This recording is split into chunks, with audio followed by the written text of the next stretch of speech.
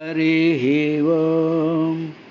నిన్ను చింతింపుచున్ పాడుచున్ పొగడుచున్ నీ దివ్య చరిత్రముల్ వినుచున్ చుతురుగాక లోకులు ఇతరాన్వేషంబులంజుతురే. ఘన దుర్జన్మ పరంపరాహరణ దక్షంబై మహాయోగి వాగ్వినుతంబైన భవత్పదాబ్జయుగమున్ విశ్వేశ విశ్వంభర. యాదవులందు పాండుసుతులందు నధీశ్వర నాకు మొహ విచ్ఛేదము సేయుమయ్య. ఘన సింధువు జేరడి గంగభంగి నీ పాద సరోజ చింతనముపై అనిశంబు మదీయ బుద్ధి నిత్యాదర వృత్తితో కదియునట్లుగా చేయుగదయ్య ఈశ్వర. శ్రీకృష్ణ యదుభూషణ నరసఖ శృంగారరత్నాకర లోకద్రోహి నరేంద్ర వంశదహన లోకేశ్వర. దేవతానీక బ్రాహ్మణ గోగణార్తిహరణ నిర్వాణ సంధాయక. నికున్మృక్యదృంపవే భవలతల్ నిత్యానుకంపనిధి.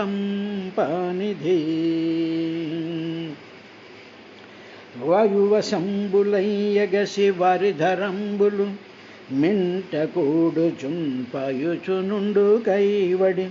ప్రపంచము సర్వము కాలతంత్రమై పయుచు కూడుచుండు. ఒక భంగి చరింపదు కాలమన్నియున్ చేయుచునుండు. కాలము విచిత్రము దుస్తరమెట్టి వారికి. కోపము తోడ నీవు దధి కుంభము భిన్నము సేయుచున్నచో కోపికత్రటగట్ట. వికుంచిత సాంజన బాష్పతోయ ధారా పరిపూర్ణ వక్త్రము కరంబుల భ్రముచు వెచ్చనూర్చుచుంపడవై నటించుట కృపావరనామదీచుజమయ్యడిన్. హరి ఓం. అహమాత్మాత్మానాం ధతః ప్రేష్టః సన్ ప్రేయసామపి అతో మయి రతిం కుర్యాద్దేహాదిర్యత్కృతే ప్రియః. సర్వవేదమయేనేదమాత్మానామాత్మాత్మయోనినా ప్రజాసృజ యథా పూర్వం యస్స మయి అనుశేరతే. మైత్రేయ ఉవాచ. తస్మాయేవం జగత్స్రష్ట్రే ప్రధానపురుషేశ్వరః వ్యజ్యేదం స్వేన రూపేణ కంజనాభస్థిరో దధే. ఇతి శ్రీమద్భాగవత మహాపురాణే తృతీయస్కంధే నవమోऽధ్యాయః. ఈ విధంగా పరమాత్మ బ్రహ్మదేవుడికి సృష్టిలో ఉండేటువంటి ఆ నిరోధాలు, వాటికి సంబంధించినటువంటి ప్రాబ్లమ్స్ ఇవన్నీ కూడా నా అనుగ్రహం వల్ల ఓ బ్రహ్మ నీవు వీటన్నిటినీ కూడా దాటగలవు. తరువాత నేను నీకు ప్రసన్నున్నయ్యాను, నిన్ను నేను అనుగ్రహించాను కాబట్టి నీకు ఏ విధమైనటువంటి అవరోధాలు ఉండవు. ఈ సృష్టి కార్యక్రమంలో నువ్వు విజయాన్ని సాధిస్తావు అని చెప్తూ ఆయన మనకి కొన్ని సజెషన్స్ కూడా చేశాడు.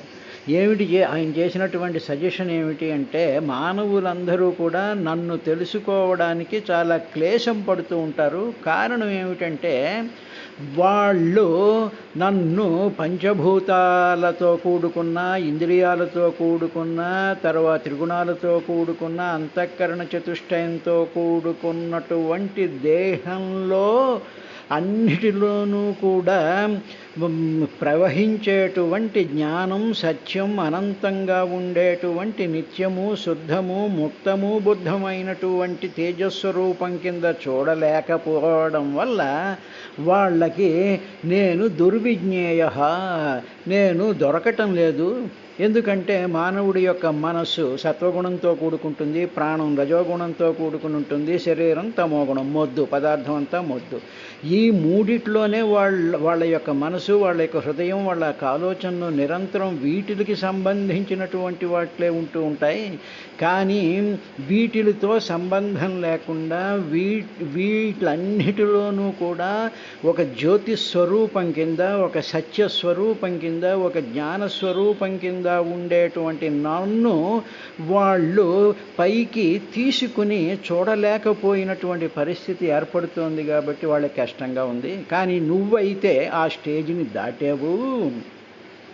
కాబట్టి నీకు ఆ శక్తి నా అనుగ్రహం వల్ల నీకు దొరికింది అని చెప్పి ఈ సృష్టిని నువ్వు విజయవంతంగా చెయ్యి అని బ్రహ్మదేవుడికి ఆయన ఆజ్ఞ ఇచ్చిన తరువాత మహత్తరమైనటువంటి ఒక విషయాన్ని ఈ పరమాత్మ ఈ విధంగా చెప్తున్నాడు. అహమాత్మాత్మానాం ధాతః ప్రేష్ఠః సన్ ప్రేయసామపి అతో మయి రతిం కుర్యాద్దేహాదిర్యత్ కృతే ప్రియః. ఓ బ్రహ్మ, ధాతః, ఓ బ్రహ్మ, ఈ లోకంలో జీవులున్నారే, అన్ని లోకాలలోనూ ఉండేటువంటి సమస్తమైనటువంటి జీవులున్నారే, వీళ్ళందరికీ కూడా ప్రీతిని, వాళ్ళకి ఇష్టం కలిగించేటువంటి అనేక రకాలైనటువంటి విషయాలు ఈ జగత్తు నిండా నిండిపోయి ఉన్నాయి. కానీ అన్నిటికన్నా అతి ప్రీతి అయినటువంటి నా యొక్క ఆత్మస్వరూపం అన్నిటికంటే ప్రీతిపాత్రమైనటువంటిది. కాబట్టి వాళ్ళకి అన్నిటికన్నా ప్రీతిపాత్రమైనటువంటి నన్ను గ్రహించలేకుండా బాహ్యంగా ఉండేటువంటి వస్తు సముదాయాలలో ఇష్టాలని అయిష్టాలని పెంచుకుంటూ సుఖదుఖాల యొక్క వలయాల్లో పడిపోతూ ఉన్నాయి.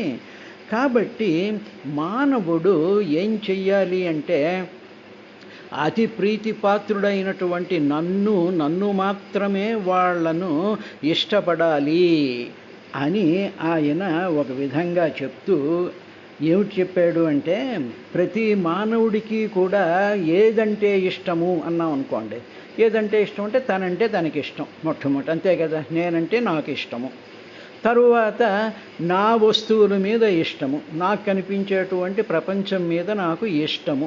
కాబట్టి అన్నిటికన్నా మొట్టమొదటమైనటువంటి ప్రీతి తన మీద తనకు ఇష్టము. ఇప్పుడు ఇక్కడ ప్రతి మానవుడు ప్రతి జీవి ఏమనుకుంటా అంటే నేనంటే నాకు ఇష్టము, ఓకే, అంతవరకు బాగానే ఉంది. నేను అనేటువంటిది నువ్వు ఏది నేను అనుకుంటున్నావు అంటే, నా శరీరం నేను, నా మనసు నేను, నా హృదయం నేను అనుకుంటున్నావు. నా శరీరం నేను, నా మనసు నేను, నా హృదయం నేను. ఇప్పుడు ఈ శరీరం మీద, ఈ మనసు మీద, హృదయం మీద నీకు విపరీతమైనటువంటి ప్రీతి ఉన్నది, ఇష్టం ఉంది. కాబట్టి ఆ ఇష్టం నీ శరీరానికి, నీ మనసుకి మాత్రమే పరిమితం చేసేసుకున్నావు. కానీ అసలైనటువంటి నేను ఎవరు అంటే, నీ శరీరంలో, నీ మనసులో, నీ హృదయంలో జ్యోతిస్వరూపంగా వెలిగేటువంటి, సత్యస్వరూపంగా వెలిగేటువంటి, జ్ఞానస్వరూపంగా వెలిగేటువంటిది అసలైనటువంటి నేను. ఆ నేనే, దాని మీద నీకు ప్రీతి ఉండాలి, అదే అసలైనటువంటి నేను. కానీ ఈ దేహము, ఈ మనసు, హృదయము అది నేను కాదు. అది అసలైనటువంటి ఆ నేను దీనిలో రిఫ్లెక్ట్ అవ్వడం వల్ల నీకు శరీరం నేననుకుంటూ, మనసు నేననుకుంటూ, హృదయం నేననుకుంటూ దాని మీద నువ్వు ప్రీతి చెందుతూ ఉన్నావు. దీనికే ఒక ఎగ్జాంపుల్ కొంచెం డిస్కస్ చేద్దాం. ఉదాహరణకి వెలుగు ఉందనుకోండి, బాగా బ్రహ్మాండమైనటువంటి వెలుగుంది, ఓ ఎండ అనుకోండి. ఇప్పుడు ఆ వెలుగులోకి మనం ఒక గాజు గ్లాసుని, పెర్ఫెక్ట్గా ట్రాన్స్పరెంట్గా ఉండేటువంటి గాజు గ్లాసుని ఒకటి అలా పెట్టామనుకోండి. పెట్టేటప్పటికి ఏమవుతుంది, ఆ గాజు గ్లాసులోకి కూడా వెలుగు వస్తుంది కదా, వచ్చింది కదా. ఇప్పుడు ఏమిటి మనం భావన చెయ్యాలి అంటే, సర్వవ్యాపకమైనటువంటి ఆ వెలుగులో మనం ఒక గాజు గ్లాసుని బోర్లించినట్లయితే, లేకపోతే ఒక బొమ్మ అనుకోండి, ఒక ట్రాన్స్పరెంట్ ఒక స్ఫటికపు బొమ్మని మనం ఆ వెలుగులో పెట్టామనుకోండి. ఇప్పుడు ఏం జరుగుతోంది? ఆ స్ఫటికపు బొమ్మలోకి ఆ వెలుగు ఉంది కదా. ఇంకో విధంగా చెప్పుకున్నట్లయితే, ఒక స్ఫటికం బొమ్మ ఉంది, కాళ్ళు చేతులు మెదడు బెదడు అన్నీ ఉన్నాయి, దానికి స్ఫటికం చాలా ట్రాన్స్పరెంట్గా ఉంది. దాంట్లో ఒక వెలుగుతోంది అనుకోండి, ఒక జ్యోతి, ఒక లైట్ దాంట్లోంచి వెలుగుతోంది. ఇప్పుడు ఆ లైట్ పరమాత్మ, ఆ స్ఫటికం బొమ్మ మానవుడి యొక్క శరీరం. అలా ప్రస్తుతం అది పెట్టుకోండి. ఇప్పుడు ఆ వెలుగుందే, స్ఫటికం బొమ్మలో వెలిగేటువంటి ఆ వెలుగు, ఆ జ్యోతి, అది ఏమిటి అంటే పరమాత్మ. ఇప్పుడు పరమాత్మ ఏమిటి అంటే, పరమాత్మ అంటే అందరికీ ప్రీతి అయినటువంటి వాడు, ఇష్టమైనటువంటి వాడు పరమాత్మ. ఆయన ఇష్టస్వరూపుడు. ఆ వెలుగు జ్ఞానము, ఆ వెలుగు సత్యము, ఆ వెలుగు సర్వవ్యాపకము. ఆ వెలుగే పరిపూర్ణమైనటువంటి నిత్యమైనటువంటిది. అదే శుద్ధము, దాంట్లో ఏ కంటామినేషను లేదు. దానికి మొత్తం అంతా బుద్ధి ఉంది ఆ వెలుగుకి. ఆ వెలుగే సౌందర్యము, మనోహరమైనటువంటిది అనుకోండి. అంటే ఆ ట్రాన్స్పరెంట్ బొమ్మలో ఉండేటువంటి ఆ వెలుగు అదే ప్రీతిపాత్రమైనటువంటిది. ఆ వెలుగుకి తానంటేనే తానిష్టము, అన్నిటినీ ఇష్టపడేటువంటిది ఆ వెలుగు. ఆ వెలుగే సత్యం, ఆ వెలుగే జ్ఞానం, ఆ వెలుగే మనోహరమైనటువంటిది, సర్వ సౌందర్యంతో కూడుకున్నటువంటిది, సర్వవ్యాపకమైనటువంటిది, ఆహ్లాదకరమైనటువంటిది. ఇప్పుడు అది పరమాత్మ. ఓకే. ఇప్పుడు ఆ ఇష్టం తనంతట తాను ఆత్మారామము అంటారు. అంటే తన జ్ఞానంలో తనలోనే తాను రమించి తానంటే ఇష్టపడేటువంటి ఆ ఇష్టస్వరూపమైనటువంటిది, ఆ మనోహరమైనటువంటిది, జ్ఞానమైనటువంటి, సత్యమైనటువంటి. ఇప్పుడు ఆ వెలుగు ఈ ట్రాన్స్పరెంట్ బొమ్మలో ప్రతి అవయవంలోంచి కూడా వచ్చేస్తోంది కదా, అలా దాంట్లోంచి ప్రవహించేస్తోంది కదా. ఇప్పుడు ప్రవహించేటప్పుడు ఆ మనోహరమైనటువంటిది, ఆ సత్యమైనటువంటిది, తనంటే తాను ఇష్టపడేటువంటి ఆ వెలుగు శరీరంలోకి రావడంతోనే ఈ శరీరం ఆ ఇష్టం అనేటువంటి దాన్ని శరీరానికి అంటించుకుంటోంది. శరీరం దాన్ని అంటించుకుంటోంది. తనంటే తాను ఇష్టపడడం, ఆత్మారామస్వరూపమైనటువంటి తనంటే తాను ఇష్టపడడం అనేటువంటిది శరీరం అంటించుకుంటోంది. ఆ సౌందర్య స్వరూపమైనటువంటిది శరీరం అంటించుకుంటుంది. అందుకనే నేను చాలా అందంగా ఉన్నాను, నేను చాలా మనోహరంగా ఉన్నానంటారు. అందులో ఉండేటువంటి ఆహ్లాద స్వరూపమే మన శరీరానికి అంటించుకుంటూ ఉంటుంది. అందులో ఉండేటువంటి సత్యం మన శరీరానికి అంటించుకుంటూ ఉంటుంది. అప్పుడు ఇలాగ అంటుకున్నటువంటి ఆ ఇష్టము, లేకపోతే ఆ ప్రీతి, ఆ సౌందర్యము, ఆ సత్యం, ఆ జ్ఞానం, ఆ ప్రాణశక్తి ఈ శరీరం అంటించుకోవడం వల్ల అప్పుడు ఈ లోపల వెలుగుతూ ఉండేటువంటి వెలుగుని మర్చిపోయి ఆ శరీరంలో ఉండేటువంటి మనసు, ఇంద్రియాలు, పంచభూతాలు ఇవన్నీ కూడా నేనంటే నాకు ఇష్టము, నేను చాలా అందంగా ఉన్నాను, నాకు బహుళంత జ్ఞానం ఉంది, నేను ఎప్పుడూ నిజమే పలుకుతాను, నేను ఎప్పుడూ చాలా ఆహ్లాదకరంగా ఉంటాను. తర్వాత వెలుగు సుఖస్వరూపుడు కూడా, పరమాత్మ సుఖస్వరూపుడు, ఆనందస్వరూపుడు. కాబట్టి ఆ ఆనంద స్వరూపం మన శరీరంలోకి వచ్చి నేను ఆనందంగా ఉండాలి, ఆయన సుఖస్వరూపుడు కాబట్టి నేను సుఖంగా ఉండాలి అని ఆ పరమాత్మ క్వాలిటీస్ అన్నీ కూడా శరీరం అంటించుకోవడం వల్ల ఇప్పుడు నేనంటే నాకు ఇష్టం, నేను ఎప్పుడూ ఆనందంగా ఉండాలి, నేను ఎప్పుడూ సుఖంగా ఉండాలి అనేటువంటి భావన ఈ శరీరం ఆ పరమాత్మ యొక్క స్థితిని అంటించుకోవడం వల్ల ఇవి కలుగుతాయి.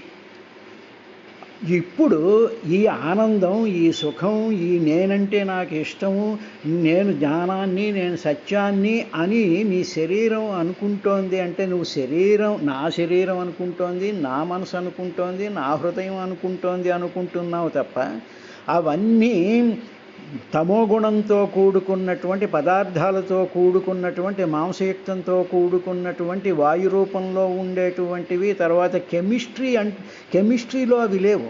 పరమాత్మ యొక్క గుణాలు ఆ కెమిస్ట్రీలోకి ప్రవహించడం వల్ల ఆ కెమిస్ట్రీ దాన్ని తీసుకుని అది ఎక్సైట్ అయిపోతూ అదే నేను అనుకుంటూ నేనంటే నాకు ఇష్టము అనుకుంటూ ఉంటుంది. ఇలాగ అనుకోవడం వల్ల ఏమిటి జరుగుతోంది అంటే అటువంటి శరీరాలే బయట ఉండేటప్పటికీ ఈయనంటే నాకు ఇష్టం, ఈవిడంటే నాకు ఇష్టం, ఈ పువ్వు అంటే నాకు ఇష్టం, ఈ చీర అంటే నాకు ఇష్టం, ఈ బంగారం అంటే నాకు ఇష్టం. ఆ ఇష్టము అనేటువంటిది వస్తువుల మీద నువ్వు ప్రవేశపెట్టేసేసి అవన్నీ మళ్ళీ నావి అనుకుంటూ నా మనసు, నా ఆరోగ్యం, నా దుఃఖం, నా సుఖం, నా ఆనందం, వస్తువుల నుంచి వచ్చేటువంటి వాటి మీద ఉండేటువంటి ప్రీతి, వీటన్నిటికీ కారణం ఏమిటి అంటే నేను అహం నేను ఆత్మానాం ఆత్మస్వరూపమైనటువంటి వాణ్ణి, అంటే సుఖస్వరూపుణ్ణి, జ్ఞానస్వరూపుణ్ణి, ప్రియస్వరూపుణ్ణి, మనోహర స్వరూపుణ్ణి, సత్యస్వరూపుణ్ణి అనేటువంటి ఆ ఆత్మ అహం ఆత్మానాం. ఇవన్నీ కూడా మిగతా శరీరాల్లోకి వెళ్ళడం వల్ల ఏమవుతుంది అంటే అప్పుడు ఆ శరీరాల్లో ఉండేటువంటి వాళ్ళు ప్రేష్టసన్ ప్రేయసామపి ప్రేష్ట ఇవి ప్రేయసామపి మిగతా వస్తువుల మీద వీళ్ళకి ప్రీతి కలుగుతుంది. ఆ ప్రీతి కలగడానికి కారణం ఏమిటంటే నన్ను నేను ప్రేమించుకునేటువంటి తత్వము శరీరగతంగా మార్చేసుకుని మిగతా శరీరాల మీద, మిగతా వస్తువుల మీద ప్రీతిని పెట్టుకుంటూ ఉన్నాయి. కాబట్టి ఇప్పుడు మనం చెయ్యవలసింది ఏమిటంటే నా శరీరం అంటే నాకు ఇష్టం, నా ఆనందం నాకు ఇష్టం, నా వస్తువులు నాకు ఇష్టం కాకుండా ఆ స్ఫటికపు బొమ్మలో ఆ వెలుగులాగా మన శరీరం అనేటువంటి దాంట్లో మనోహర రూపమైనటువంటి వాడు, ఆనంద స్వరూపమైనటువంటి వాడు, సుఖస్వరూపమైనటువంటి వాడు, సర్వవ్యాపకమైనటువంటి వాడు, జ్ఞానస్వరూపమైనటువంటి వాడు, ఆ నిత్యం ముక్తం బుద్ధ స్వరూపమైనటువంటి ఒక ఆత్మ తేజస్సు, ఒక పరంజ్యోతి స్వరూపం మన శరీరంలో ఉంది. ఆ శరీరంలో ఉండేటువంటి ఆ అసలైన నేనే, అదే నేను, అదే నాకు ఇష్టము తప్ప శరీరంలోకి ఎంటర్ అయిపోయినటువంటి వెలుగుచేత ప్రేరేపింపబడినటువంటి శరీరాలు కాదు. ఇష్టమైనటువంటి శరీరం వచ్చేటప్పటికి ముసలితనం వచ్చి నడవలేనప్పుడు ఎప్పుడు వదిలేస్తాం? మరి శరీరం ఇష్టం అనుకున్నావు కదా, మరి కష్టం వచ్చినప్పుడు ఇది పోతే బాగుంది, ఈ శరీరం ఎప్పుడు పోతుందిరా బాబు, ఈ కష్టాలు ఎప్పుడు వదిలిపోతాయి అని చెప్పి నీ శరీరాన్ని నువ్వు అసహించుకుంటున్నావు కదా. నీ శరీరం మీద కురుపు వస్తే ఒక చీము కారుతూ ఉంటే దాన్ని అసహించుకుంటున్నావు కదా. మరి ప్రీతి ఏమైంది? నీ శరీరంలో పుట్టినటువంటి పుండి మీద నీకు ఎందుకు ప్రీతి లేదు అంటే శరీరం నువ్వు అనుకోవడం వల్ల దానికి కొంచెం అటు ఇటు వచ్చేటప్పటికి తేడాలు వచ్చేటప్పటికి అసహ్యం పుడుతుంది. అదేవిధంగా బయట ఉండేటువంటి ప్రజల మీద ఇష్టాలు, అసహ్యాలు ఇవన్నీ పుట్టడానికి కారణం ఏమిటంటే నువ్వు శరీరం అనుకుంటూ ఉండడమే. కాబట్టి ఇప్పుడు ఏమి చెయ్యాలి అంటే కుర్యాద్దేహాదిర్యత్ కృతతే ప్రియ అథో మయి రతిం, అందువల్ల మయి రతిం, మయి నాయందు రతిం ప్రీతిని కుర్యాత్ చెయ్యాలి. అందువల్ల భగవంతుడు బ్రహ్మదేవుడికి చెప్తున్నట్టుగా చెప్తూ, ఓ బ్రహ్మదేవ, నీవు చెయ్యవలసినది ఏమిటంటే నాయందే నీకు ఇష్టము ఉండాలి తప్ప నీ దేహం మీద కాదు, నీ నాలెడ్జ్ మీద కాదు, నీ ఆలోచనల మీద కాదు, నీ శక్తి మీద కాదు, నీ రూపం మీద కాదు. అతో మయి రతిం కుర్యాత్, అతో మయి రతిం కుర్యాత్, నా మీదే నీవు ఇష్టమును పెంచుకొనవలెను. ఇప్పుడు దీన్ని మనం ఎలాగ ఆచరించాలండి అంటే ఇప్పుడు ఓకే, ఇప్పుడు మన శరీరం ఉందండి, శరీరం ఉంది. ఈ మన శరీరం లోపల హృదయ స్థానంలో కానీ మొత్తం మన శరీరం అంతా కూడా మొట్టమొదటి సాకార రూపంగా ఆలోచించుకుందాం.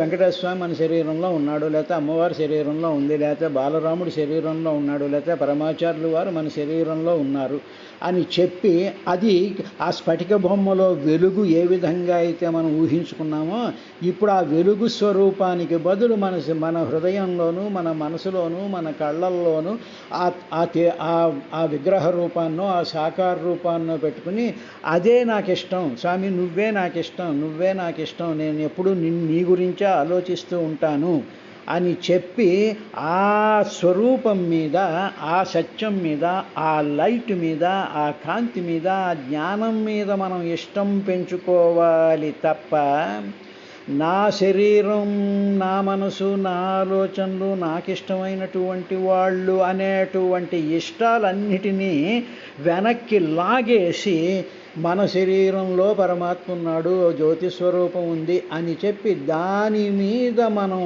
ఇష్టం పెంచుకోమని ఆయన అంటున్నాడు. అతో మయి రతిం కుర్యాత్, అందువల్ల నేను ఆత్మస్వరూపుణ్ణి కావడం వల్ల అహం ఆత్మాత్మానం, కాబట్టి నేను ఆత్మస్వరూపుడైనటువంటి పరంజ్యోతి స్వరూపుడైనటువంటి వాడిని కాబట్టి అతో మయి రతిం కుర్యాత్, నా మీద నీవు ప్రీతిని పెంచుకో, నన్ను ఇష్టపడు, నన్నే ధ్యానించు, నీ శరీరంలోకి వ్యాపించి ఉన్నటువంటి నన్ను చెయ్యి, అంతేగా నీ శరీరం కాదు. ఎందుకంటే నీ శరీరం నిత్యం కాదు, శుద్ధం కాదు, భుక్తం కాదు, ముక్తం కాదు. అది కష్టసుఖాలకి, ఆటుపోట్లకి, అనారోగ్యాలకి, ఆరోగ్యాల మధ్యలో ఊగిసలాడుతూ ఉండేటువంటిది కాదు.